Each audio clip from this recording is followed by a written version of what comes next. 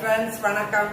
எல்லாரும் எப்படி இருக்கீங்க? நல்லா இருக்கீங்களா? வாங்க, இன்னைக்கு நம்ம பார்க்க போகிற சமையல் என்னன்னா, இந்த பாருங்க, நான் உருளைக்கிழங்கு நல்லா வேக வச்சு நல்லா மஷ் பண்ணி எடுத்து வச்சுருக்கேன். அதுக்கு வெங்காயம், பச்சை மிளகா, கருவேப்பிலை, கொத்தமல்லி, புதினா எல்லாமே நறுக்கி வச்சுருக்கேன். ஃப்ரெண்ட்ஸ், நம்ம ஊர் ஸ்டைலில் இந்த உருளைக்கிழங்கு பொரியல் பண்ண போகிறேன். அதுக்கு நான் தேவையான எண்ணெய் ஊற்றிக்கிட்டேன். ஃப்ரெண்ட்ஸ், 1 ஸ்பூன் சீரகம், கடுகு போட்டிருக்கேன். ஃப்ரெண்ட்ஸ், இது நல்லா வெட்டிக்க பிறகு நறுக்கி வச்ச வெங்காயத்தையும் இந்த பாருங்க, பச்சை மிளகா நீல வாட்டில் நறுக்கி வச்சிருக்கேன் காரத்துக்கு, எல்லாமே போட்டு கொஞ்சம் நல்லா வதக்கிக்கணும். ஃப்ரெண்ட்ஸ்,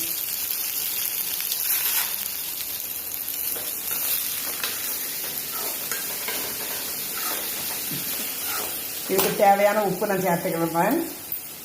பச்சை மிளகா, கருவேப்பிலை, புதினா எல்லாமே நல்லா வதங்கிட்டு ஃப்ரெண்ட்ஸ், வதங்கினதுமே நம்ம இந்த உருளைக்கிழங்கு அப்படியே போட்டு கிண்டி அரைக்கிற வேண்டியதான். ஃப்ரெண்ட்ஸ்,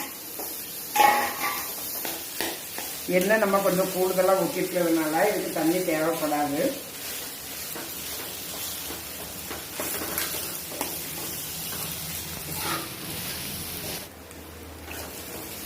இந்த உருளைக்கிழங்கு பாருங்க நல்லா ரெடி ஆயிட்டு ஃப்ரெண்ட்ஸ். இவ்வளவுதான்.